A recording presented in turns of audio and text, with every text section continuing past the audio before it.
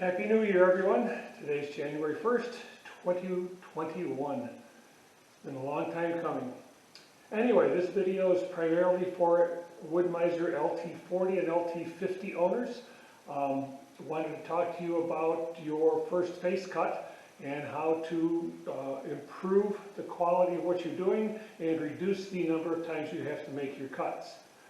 Now, many of you, I'm sure, have made your first face cut and you end up with a short piece on one end and possibly a short piece on the second end of the log, and you end up with two pieces that you have to discard. Then you make your second cut, and maybe that works out okay, maybe that ends up looking like a figure eight, and you still end up with bark on the log.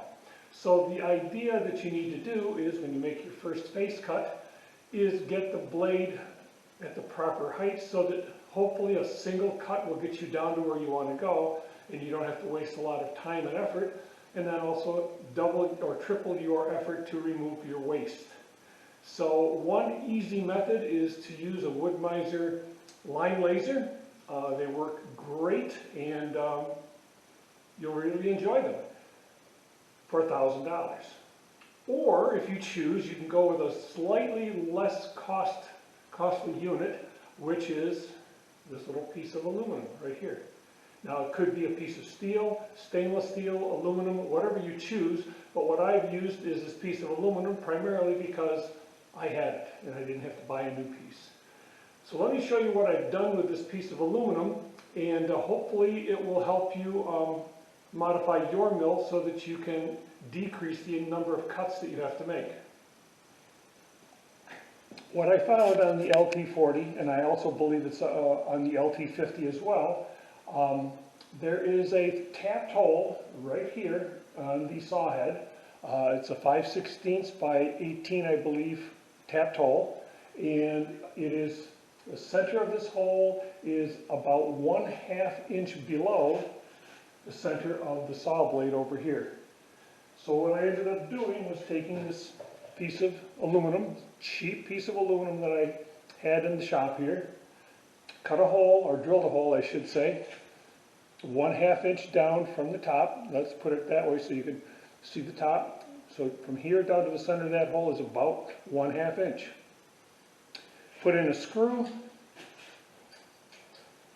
put it in the hole and tighten it.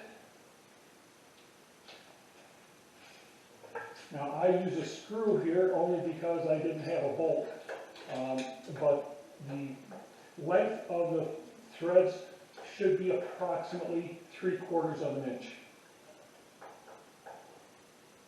That's it. Now, when you align this tab with this blade down here, and you can sight down through both of them, you are approximately lined up parallel with the saw deck itself. I should say the bunks. I've found that many times when I look down through the log, everything looks fine. Then I look down through the sight here, I find that I'm off quite a bit. Then I can lower the blade, or in some cases raise the blade a little bit. And generally my first cut is right where I want it to be. When mounting the sight angle to the saw head, pay attention to a possible interference between the angle and the rail dust cover attachment screw, as you can see here. This only becomes an issue when the saw head is lowered down into the locking pin, so just be cautious of this potential interference. As you can see, you can sight down through. I have a piece of wood that I've placed on top of the saw blade just to make it a little bit more visible.